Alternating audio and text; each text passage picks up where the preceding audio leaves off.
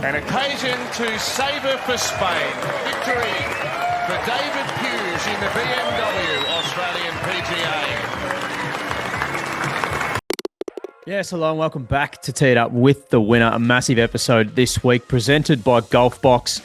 And we are joined by a man who has a great story to tell, a young Spaniard by the name of David Puig, who is the Australian PGA Championship winner from 2025, which was absolutely incredible up there at Royal Queensland in Brisbane, which I was lucky enough to be up there to witness. But he's also a member of the amazing Fireballs team on LIV Golf. He was the first guy to turn professional into the LIV Golf League out of college. He was a Sun Devil over there with Seve Ballesteros, Riggs Johnston.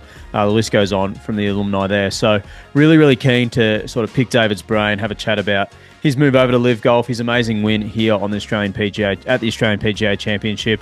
And I know you all enjoy this. He's a really down-to-earth guy. I actually met him at LIV Golf in Adelaide just last week and had a good chat and arranged this. So, yeah, sit back, relax, and enjoy this incredible chat with David Puig.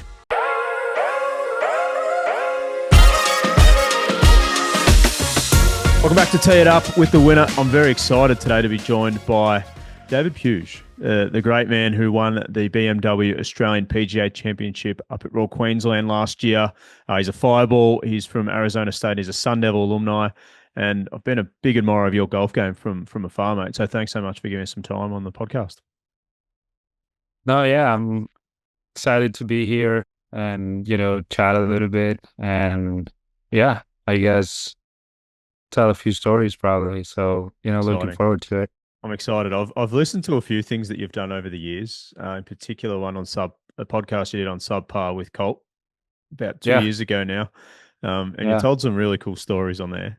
So you've had quite a career, albeit only a couple of years in. So it's a cool thing to get you on, mate. We'll start with the Aussie PGA Championship win. It's a huge event here in Australia, as you're well aware.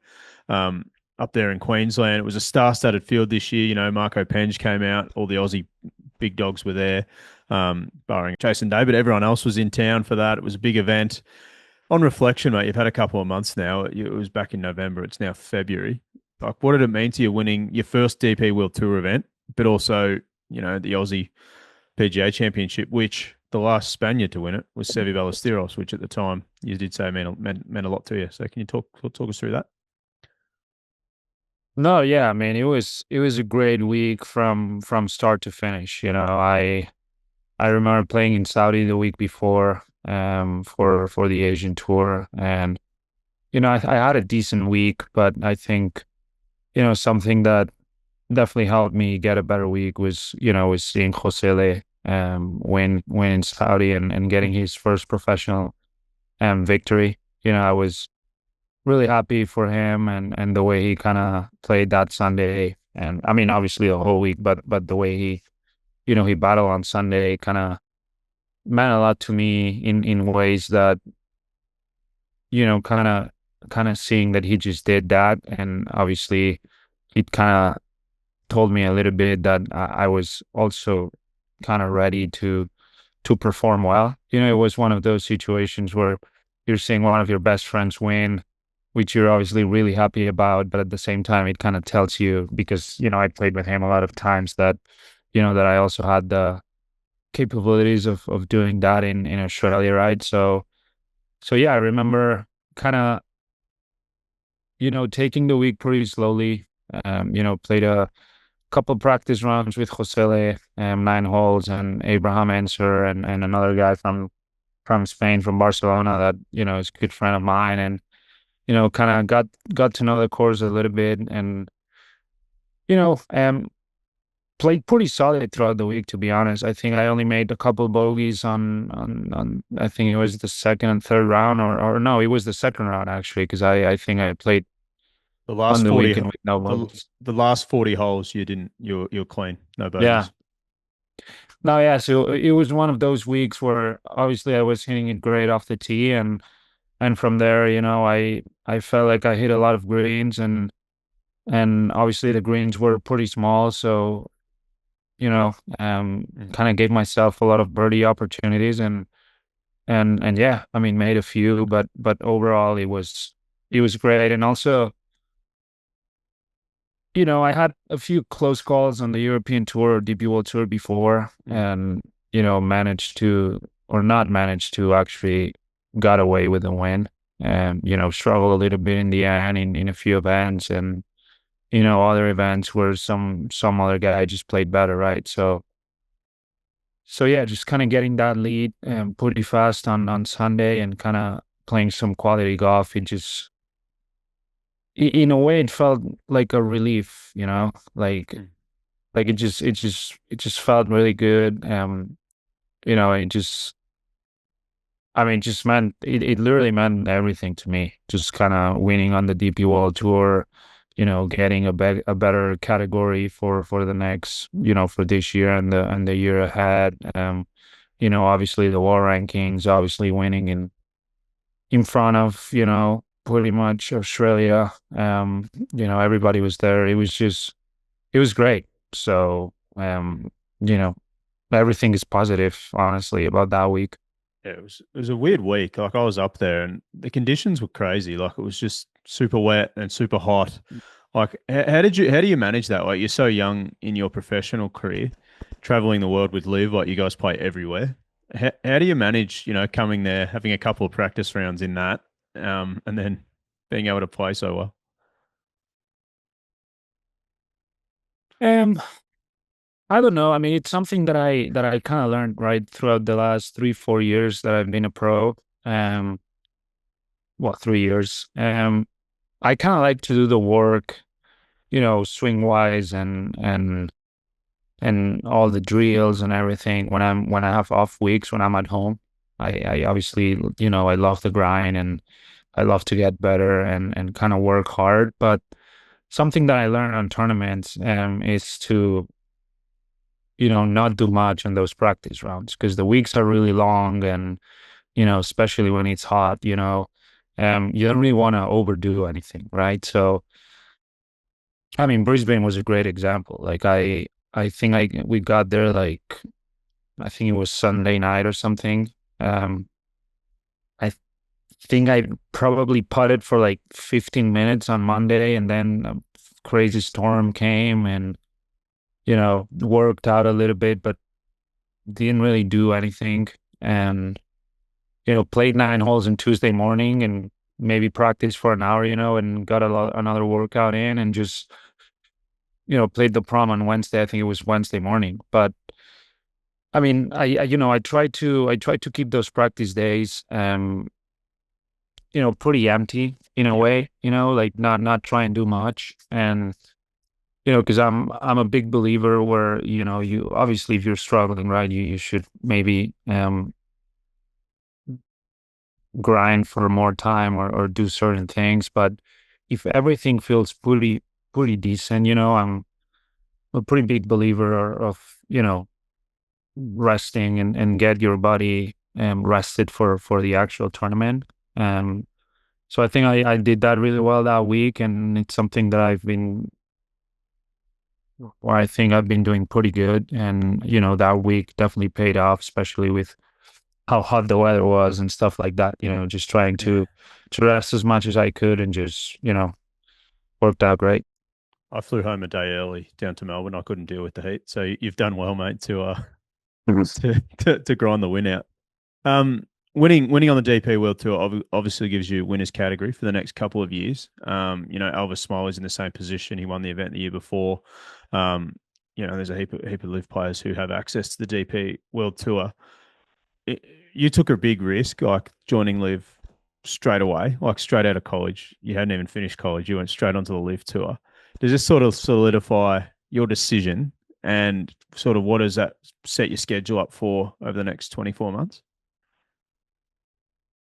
No, yeah, definitely. I mean, again, when I joined Live, it was definitely a pretty risky decision, but just because I joined pretty much at the very beginning, right? So I kind of nobody knew what to expect. We didn't really know how it was gonna work out and stuff like that. But I mean, every day that goes by, I'm just really happy that I made that decision, and the playing on LIV, it definitely made me a better player. I struggled a lot the first 2, 3 years. I mean, I had, decent weeks where I performed well, but then I had other weeks where, I thought I played pretty good, and you finish 40 or high 40s or high 30s out of 50 guys, pretty much. So it kind of gives you the feedback of you need to be better, if you want to compete against these guys. So, it's something that I'm really, I'm really grateful that I got that opportunity kind of right out of the gate, and just being able to compete against, these type of players, and kind of, it helped me understand where my game was, and definitely what parts of the game I needed to get better at. And, in terms of winning the DP, I mean, for sure, like, obviously I get the opportunity to play pretty much every event I want, and for the next couple of years, which, I'm really excited about, going to, the Scottish Open, or Wentworth, or the Irish Open, or, so places like this where, I always watch those tournaments on TV, and just kind of being able to play those this year, as new events, right? It just feels great. So I'm glad that that I have that opportunity, and hopefully I can also play well on those. That's awesome, mate. I'm looking at the OWGR world rankings right now. You're sitting at 86th in the world. So after just 3 years and not being able to play a heap of events with world ranking points, it's a cool thing. I chatted to Sergio, your captain, for the Fireballs last week, and he thinks, it's a really great step in the right direction. I'm looking here. You got some points in Riyadh. You missed out in Adelaide, but does that, like, you haven't played the Masters. You played every other major. You've got to win. I think you got to win a couple of times to get a Masters spot this year. How badly do you want to get to the Masters? Obviously, with the rich Spanish history, and Sergio winning. John, I know you're good mates with John Rahm and Seve, all that sort of Spaniard jazz. But what like the world ranking points is what I'm getting at, mate. How much does that make this year a bit easier for you? Just being able to get after it a bit more and knowing that that's a carrot being dangled. No, I mean, first of all, I would love to play on the Masters. I mean, it's definitely it's definitely a dream of probably every golfer, right? You want to get to the highest level, and I mean, obviously, every major it sounds amazing, right? When the last couple of years that I got an invite to the PGA Championship, I mean, you get the email, and it just makes you the happiest. In my case, I mean, I don't even know if I was still a kid, but I was so happy when I got the email of like, hey, you're exempt for the PGA Championship, and same when I qualified for the U.S. Opens or the Opens, right? It just means everything. I haven't got that mail about the Masters yet. I'll try my hardest to hopefully this being my first year. But if that doesn't happen, I'll try grind. I'll keep grinding, and just trying my best to hopefully be there next year. It's one of my goals, playing at Augusta, and hopefully one day I can be there and play against the best. Yeah, no, that's awesome. I'm very excited to see what your career can do, especially getting your game out on Augusta National. It's going to be cool. Have you been on property before? Have you had a look at the course or anything like that? Well, I played in Sage Valley once, that junior event. They I think they still do well for the AMs. And they kind of drove us to like the actual gate, so we kind of saw that, the Magnolia Lane and all that, but from the outside. I've never been on property. I keep telling myself that the first time that I go to Augusta is me playing the Masters and not watching it. Love it. Hopefully I can accomplish that. If it gets to a point where I'm like 60 years old and I've never played it, then I'll I'll definitely made him. I'm definitely gonna make a trip out of it and go watch whoever is playing in the tournament. But I'd love for me for the first time playing the Masters. You know, being also the first time of me and in property. Yeah, unreal, mate. I reckon you'll get there soon. Hey, golf in Australia. Obviously, you're a winner here. You've got mates who have won here as well in Riggs Johnston. You guys room together over there in Arizona. LIV Adelaide was just last week. Seeing Anthony Kim get the win, the crowds were insane. What's that week like? Like, obviously, it's not going to be the same anymore. It's not going to be at the Grange. I saw you backstage at the Fisher concert, which is just something else. It's just insane looking out into that crowd. But what's that week mean to you guys on Live Golf? Like, it's obviously won tournament of the year the last three. Probably going to win again with Anthony Kim and the Rippers winning and all that sort of stuff. But you guys won it last year, so you know what it feels like. But can you take us inside that week from I guess, an international's point of view? We've heard from Cam, we've heard from Leash, we've heard from Herbie, heard from Elvis, but what does it mean to the rest of the Live Tour? What that tournament does for you guys? No, I mean it's no question the best tournament we have on the league. I think everybody as players, we love getting down there and playing, especially in front of the crowds. I think there's three things that, make the tournament so special. I mean, obviously, the crowds are amazing. So, you obviously want to do good, in front of that many people and that many people that is actually cheering on you. Um, I feel like all the staff, workers, greenskeepers, everything and everybody, it just feels that they, in a way, they just leave that week, at a different level, Um, obviously every golf course we go to, there's, hundreds of people helping and they do an amazing job. And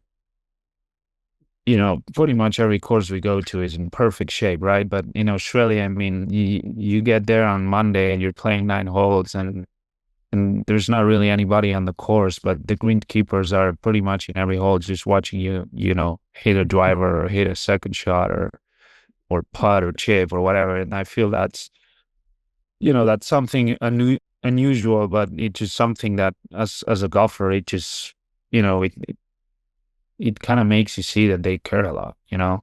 And I mean, lastly are just the golf courses in general. I mean, I think the Grange is, a great golf course. The bunkering is amazing. The greens are always perfect. They're firm, they're fast. You need to be a good ball striker to actually, place the ball where you want to put it and attack the greens and it's usually kind of windy. So it makes you play good golf.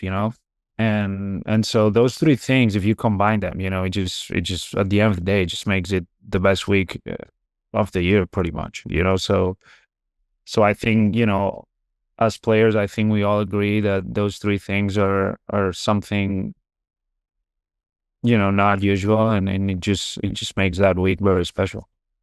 Wait till you see Kuyonga. I played it the Monday of Live Week here in Adelaide, and next year's course for you, absolutely immaculate. Kind of like Royal Melbourne sort of setup, sort of sand belty. It's really, yeah, it's hard to explain what it looks like, but you'll really enjoy it. It's obviously a smaller property, but the course is just mint. They've got the Women's Australian Open there in 2 weeks. So if you're interested Okay, in having a look, it'll be on telly. But perfect.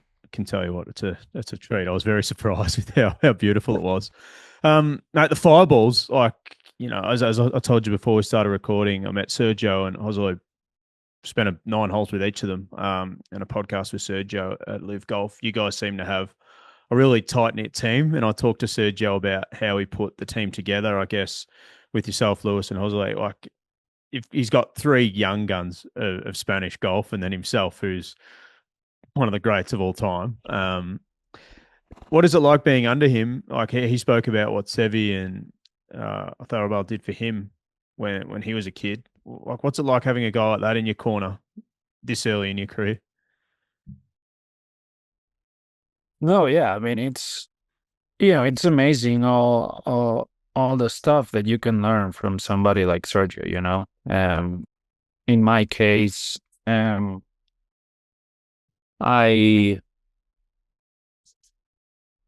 I mean I watched Sergio play golf for, lots of years Yeah. when I was a young kid, and I would turn on the TV to watch Sergio to see how he was doing in whatever tournament he was playing, you know. And then I guess I got a little better at golf, and I somehow ended up on the same tour as he plays, you know. And so, then obviously I got traded or whatever happened, when I was in Turkey and I went to the Fireballs, right? And all of a sudden he became the captain of the team I'm playing, you know. So like right now it's a little different, right? Because I kind of see him as a friend more Yeah. than as a hero, you know. Yeah. Um, but sometimes I'm kind of like, I'm playing with him and I'm like, man, you're playing with Sergio, you know? It's one of those. But then also like I would text him or talk to him as a friend, right? So it's definitely something not very typical, right? But I mean, I'm just really grateful and thankful of everything that, that he's been teaching us, and how he, deals with certain things. Sometimes, even if he doesn't have a good round, he still kind of comes to you and gives you certain advice on things that you could do better, or things that you need to get better, or just like being a dad in a way, of things that he actually, maybe it took him a lot of time to improve during his career, and just kind of listening to what he says, right? It just he at the end of the day he wants you to understand those things a lot faster than he did, for example, right? So it's just an advantage from pretty much every aspect, right? So Mm. it's just great to actually, you know, being on his team, and just kind of at the end of the day, it's not that much about like asking him questions. It's just about just like, observing him, and kind of see what he does, and how he prepares, and the stuff he does, Yeah. and how he does it. And from there, you kind of take your own notes, if that makes sense. Yeah. That's awesome. I guess what I've seen from Live Golf is young guys are just fast tracking their careers. Like chatting to Elvis, the decision he made to go and learn from Cam and Leash and Herbie and everyone else on the tour. You're not just confined to your team. You're not just traveling a 4-pack, and you can play practice rounds with whoever you like if you want to. Um, do you think it has fast tracked your career? Like you turned pro out of college straight into Live. Do you think you'd be in the position you are, a DP World Tour winner, a two-time Asian Tour winner now, if you hadn't have gone to Live Golf, if you had have maybe had to go and play on the Corn Ferry or the Challenge Tour or something like that? I mean, again, probably not. I think I accomplished a lot of things as an amateur golfer. Mm. I think I got up to like fourth in the rankings, and I won a few times in college and stuff like that. But I mean, I thought I was a good player. But then I started playing on live, and I mean, maybe there was some nerves and pressure and whatever, right? But I just wasn't good enough. So if I would have started from where pretty much everybody starts, right? From either, Q School or Corn Ferry. I mean, I guess we had the PGA Tour University at that time when I was in college, but like, Corn Ferry or Challenge Tour in Europe, like stuff like that. I mean, I feel if I'd be playing like I'm playing right now, or I played these last couple years, like I would probably be on the DP World Tour, or maybe on the PGA Tour. Like I would like to think that, Yeah. Yeah. Um, but I'm 100% sure that I probably wouldn't get to that level that fast. I don't really know. Again, Yeah. the experience that Liv gave me, and playing every week against these players. I mean, it was something unmatched. I learn a lot, and I definitely learn how to prepare myself and to actually work harder and improve a lot of things in my game, and and yeah, I just don't think I would have got there that fast as I potentially did. Yeah, mate. I think it's a great thing for the game and fast tracking these careers. Like, who knows? Who knows what's going to happen? Obviously, Elvis winning. I know I've spoken about him a few times, but straight off the bat, he's No, yeah, that's insane. almost got a master spot. Like he's like what 70 in the world now.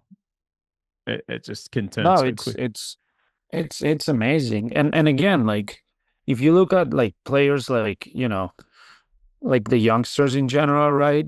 Like I think pretty much everybody in the world, like we all agree that if we have the best week of our lives, you know, we're probably gonna win the tournament. Like it's not about how we hit the ball or about our short game or how far we hit it. Like I feel like we all do that good enough to win. Yeah, But it's just the fact of combining everything and just, having a good having good thoughts, mental thoughts, and having a good strategy, having a good team around you, working out, getting stronger, avoiding injuries. Like there's so many things around being a golfer, that you don't really know about as an amateur. I feel yeah. obviously these days it's a little different, like being in college, you kind of do all those things, but when you turn pro, you're kind of by yourself. So the fact of investing in all this and just getting better at the end of the day, it's what, gives us the opportunity to become better faster, I feel like. I love it, mate. I think it's a great thing. Hey, you're an Olympian. You joined John Rahm Yeah. in France at the Olympics. Um, you nearly didn't go to college. I've heard that you sort of were going to turn pro and skip the college route. Um, can you talk us through that decision and joining the Sun Devils and just briefly sort of what that was like? Like, obviously, really competitive with Riggs, Hosley. Like, you guys are all world class players. Can you just tell us about your college experience and like just what you learned from there? No, yeah, I mean, ASU is probably the best decision of my life. Again, it was difficult. I played around the world pretty much, up to that age, but I always lived in Spain, and I didn't really see myself living anywhere else than there in Spain. So I was in between turning professional or just, actually going to college and play golf against, the best amateurs in the world pretty much, which, they're pretty much all of them, they're in the US, right? So I was kind of 50-50 to be fair at the beginning, but with my parents and kind of the way we saw it, I got obviously a great opportunity about going to ASU, and yeah, I mean, it was the best decision of my life. I mean, it definitely helped me with my golf. It helped me being more responsible and just, kind of learning how actually life works, because you're there by yourself pretty much, and you just need to get better at everything, if you actually want to have a good, decent life, and then, it helped me with the, language, and it just gave me the opportunity to learn English and just kind of communicate better. And I mean, also it gave me, teammates and coaches that I'm really grateful that I, got to spend all those years with, and it just made me a better person and definitely a better golfer too. It Mm. just kind of made me see, different types of grass and courses and definitely harder courses, and it was just one of those things that, I mean, 3 years went so fast, and then obviously I got the opportunity of joining Live. And again, it was a pretty risky decision at the time, but as I Mm. said, it definitely paid off. No, I reckon it's cool. You've sort of paved the way, I guess, for a lot of guys who have turned pro straight into live golf. How did that decision come about? Like, obviously, there was not much known about live golf. There was a lot of negativity, I guess, in the golf world about what it was going to do to the game. being Australian, we're quite biased. We love it. We think it's made our product down here better. As you can see by the crowds, we're starved of world-class golf, so we love it. But how did you come to sign the contract, like without and turn pro with a year to go in your college degree as well? I know you finished remotely, so online, your final year of college too. So pretty Yeah. cool. Yeah. No, again, I mean, it's not to like, I guess, like throw beef anywhere, right? But I thought I was a pretty decent amateur, right? Yeah, And I just didn't get invites to play pretty much anywhere, and I guess, like, especially lately, right? Like pretty much in every event, there's, an amateur here, an amateur there, say PGA Tour, European Tour, Challenge Tour, like pretty much at every event, like you see, amateurs playing, right? Mhm. And I guess that's an opportunity for the M's just to know where your game's at, and to see if you're good enough or not. And I just didn't really get that opportunity, so when Liv you know contacted me, I guess, I mean, the fact of me thinking that I was going to play against these guys pretty much every week, it was just, it felt like a no-brainer in that point of view, like yeah, I'm going to go from college where I'm playing against the best amateurs in the world, but from there they're giving me a pathway to go straight to pretty much the best pros in the game, yeah, so I'm like, there's not really a better opportunity for me to actually know where my game is than actually making that decision. And obviously, there's the money involved, which at the end of the day, you're not really doing it for the money. In my case, the money helped me to invest better on the people I wanted around me, which actually helped me to become a better golfer because I was able to, get a physio and get a trainer and a swing coach, and you might travel a little better or more comfortable, or Mm. you might join a club or buy a trackman, or get certain things that obviously money is what, at the end of the day, it kind of gives you that, right, where Mm. you can invest in yourself to become better. So that was definitely something that obviously helps, right? I mean, I'm not gonna lie, like it definitely helped to invest in myself better. But Yeah. the fact of me having that experience about playing the pros, it just, I mean, those two things were just, I think they were really valuable, in me getting better. Awesome. The first time I saw you swing a golf club live, you played in a group in Australia with Cam Smith and Brooks Koepka.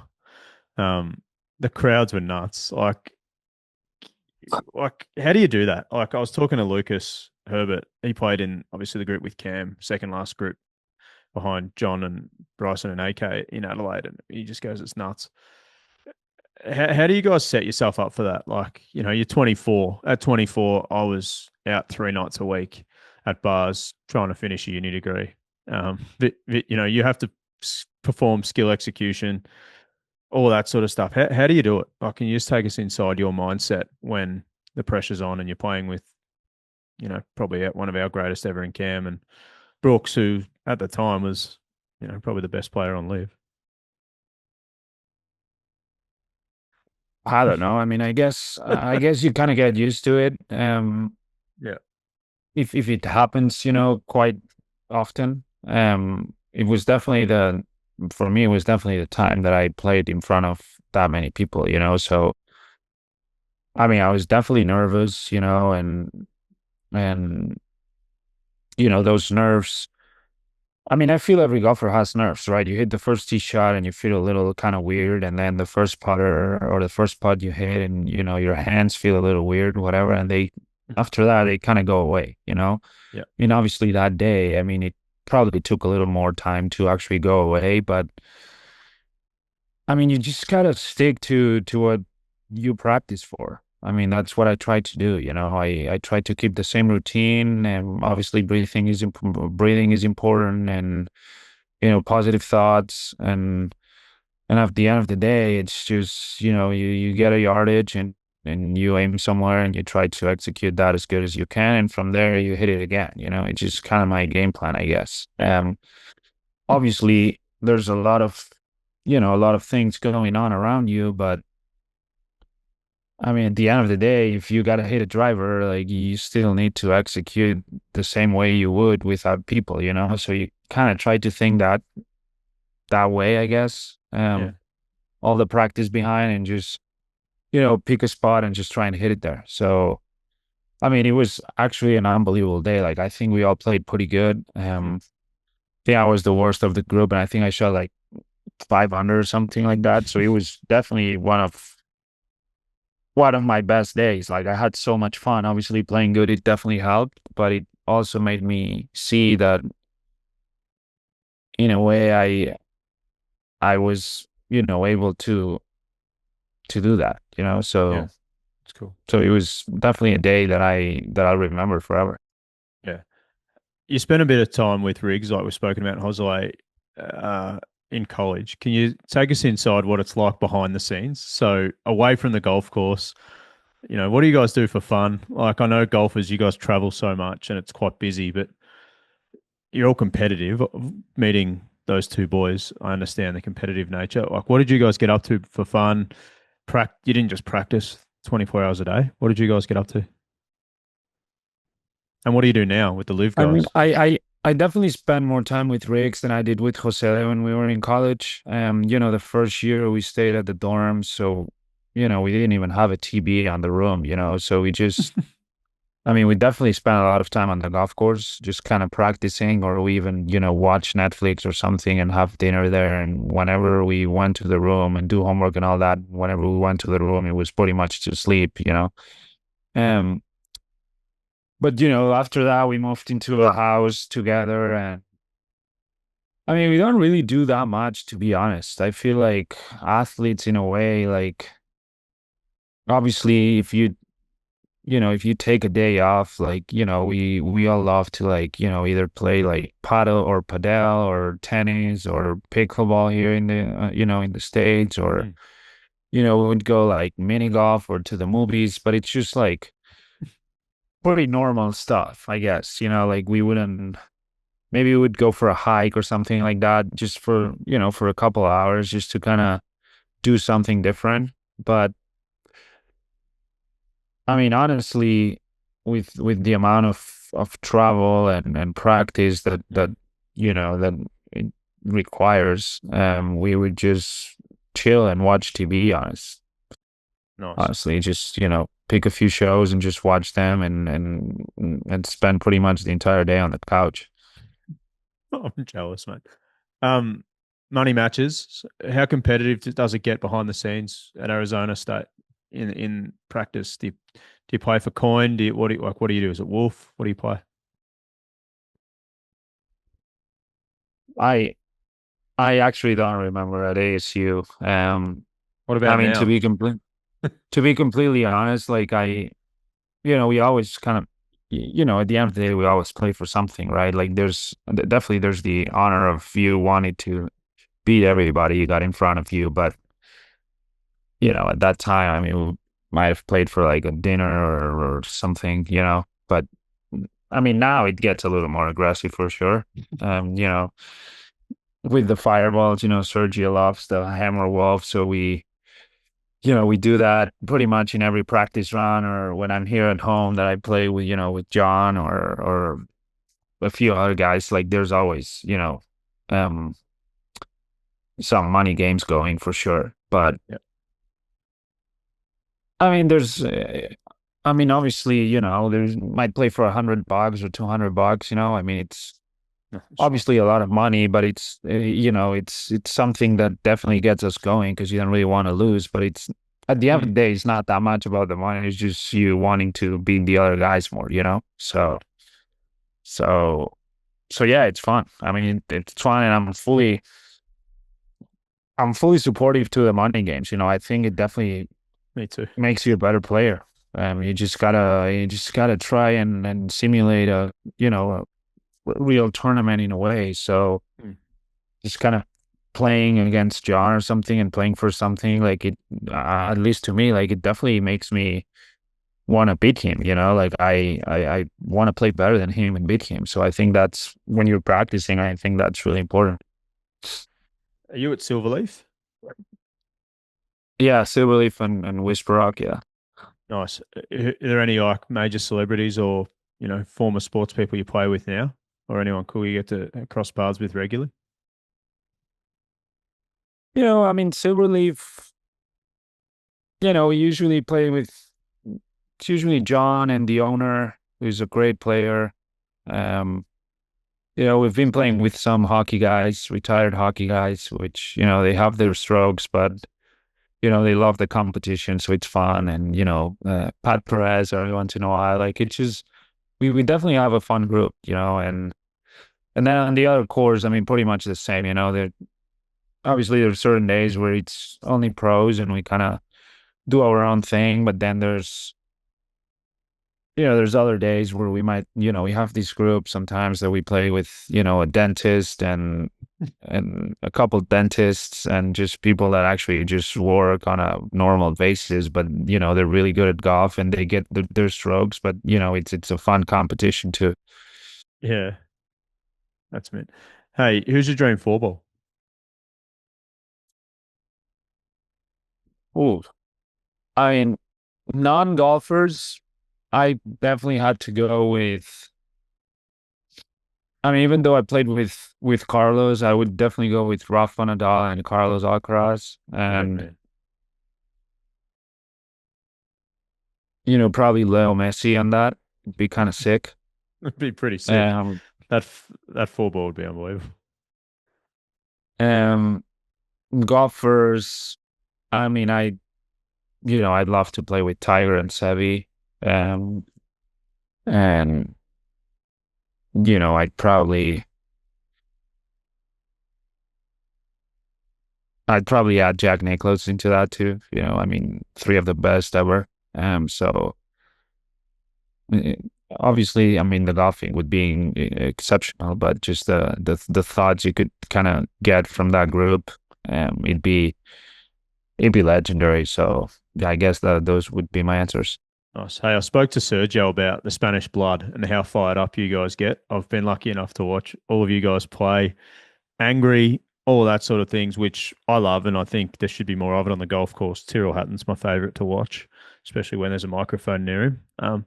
Who's your top three angriest golfers on Live? Who's the top three angriest golfers on Live Golf right now? I mean, in terms of, Just fired up, not angry. I would say, I mean, probably John Tyrrell and Thomas Peters. Tom Peters. I mean, I love all of them. I mean, I guess John and Tyrrell, they're more Outward. like words wise, they Yeah. they say a couple of things that probably people don't want to hear, and Thomas, sometimes he gets more, let's say, with the gestures, and the stuff maybe he does. Sometimes he might you know get a little more angry that way, but I mean, I love all of them. It's great when you get paired with any of them, because I mean, I get pretty emotional in a way too. Like if I'm pissed, I mean, people would know that I'm pissed. So I actually enjoy it. Again, I obviously in a respectful manner, right? But Yeah, yeah. sometimes you just gotta let it out. So it's important to actually let the emotions out and just kind of restart, if that makes sense. I spoke to Sergio about how he used to be, like obviously with the shoe and the bunker and all those sort of things, but Yeah. he seems like he's completely changed man now. He seems really calm and relaxed and like what were you expecting the first time you met Sergio and played golf with him competitively? No, I mean, obviously we all saw um the videos, right? He definitely got better. Yeah. Definitely on tournaments, I think he definitely got better. In practice rounds where there's, I guess you can show the emotions a little more. He might get, you know, a little hot every once in a while, which is great. But yeah, I mean, I guess I guess he's just, changed a little bit in that aspect, and he's just, just more mature or more responsible or just more, you know, just more calm, I guess. No, we want to see more of it. We want to see more Spaniards spinning the dummy, mate. We love it down here in Australia. Lucas Herbert's one of the best. I mic'd him up for 9 holes with Puig at Adelaide for the practice round, and I've watched that footage back, and I couldn't hear it at the time because I was ages away. But yeah, very, very good. They get pretty angry, the Aussies. Um, Yeah. who's the next best Spaniard coming through? So we've got yourself, Jose, Lewis, all the crew. But who's the next one we should be watching coming through college, be it a Sun Devil or just in Spain? Is there a kid we should be watching? Um, well, I'm not really into, well, I definitely am into, amateur golf for sure. I mean, we got this new kid at ASU. His name is Raul Gomez. Yep. He just joined the Sun Devils a couple months ago. Haven't played with him yet, but he's played either one or two events and he's done pretty good. He's been playing good on qualifyings, and it's something that it's definitely very challenging when those are your first ones. You Yeah, love it. kind of want to show the coaches and the team that you're good enough. So I would stick with him. I guess pretty much the five Spaniards that kind of went through ASU, starting with Cañizares and then John and Alex Del Rey and myself and then Jose. Like, I think we all kind of, did pretty good. So I guess, yeah, he's hopefully he's the next one. I guess there's a good relationship with Sun Devils and players from Spain. Love it. Mate, you've only missed 4 cuts in tournaments outside of LIV. Obviously, you never missed a cut at LIV Golf yet. That's a joke. There's no cuts. What's your prediction? What's sort of your goals for the next? You've got that big exemption now on the DP World Tour. You've got your LIV Golf stuff where you can get your world ranking points now, which is well overdue. But where do you want to be? Sort of, if we're sitting here in 2028, 2 years from now, what do you want to have achieved in the next 24 months? I mean, in terms of results, like, Yeah. I mean, I'd love to win on live. Obviously, it's something that I haven't really got yet. Um, I'd like to. I guess I'd like to win a little bigger DP Tour event, if that makes sense. Like, I mean, obviously the Australian Open was great, but like, I mean, with It's co-sanctioned with like PGA like Tour. a like Yeah. like a Rolex series or something like that. Where Yep. I guess it's definitely a next step. Obviously, being top 50 in the world would be amazing. So I get the access of playing majors, and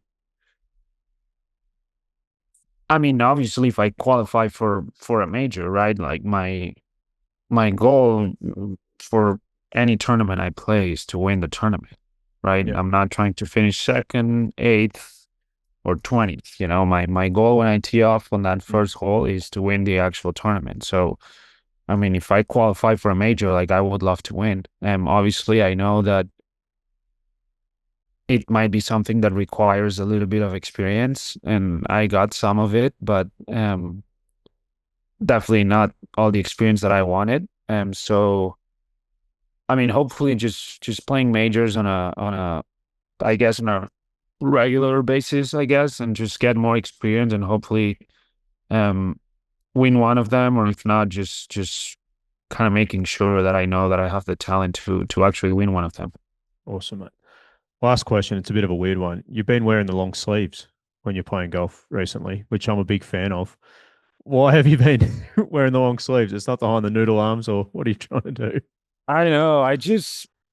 For some reason, pretty much everywhere we go, it's usually hot and sunny, and warm, and you get burned. And I don't really like those, the little things. Spalms. Yeah, no good. Yeah, I just don't really like those. They're kind of tight, and for some reason, I don't really enjoy them. And I just went like, let's just wear long sleeves. You're protected from the sun, and I mean, if you're hot, you're gonna be hot regardless. It's not that they're like thick or anything, right? It's the same. Yeah. It's the same thing, pretty much. Plus, I guess they look good, so that's pretty much the main reason. So hopefully, I kind of create a little trend where people start wearing them more. I wear them, so I'm a big fan of you doing it, mate. So congrats. I know Brad, who I do the podcast with, he wears them too. So we noticed it in Adelaide, it's like 35 degrees, and he's still wearing the longie. We love this. Yeah. So No, yeah, they're staying. did you ever think you'd become a fashion icon at the age of 24?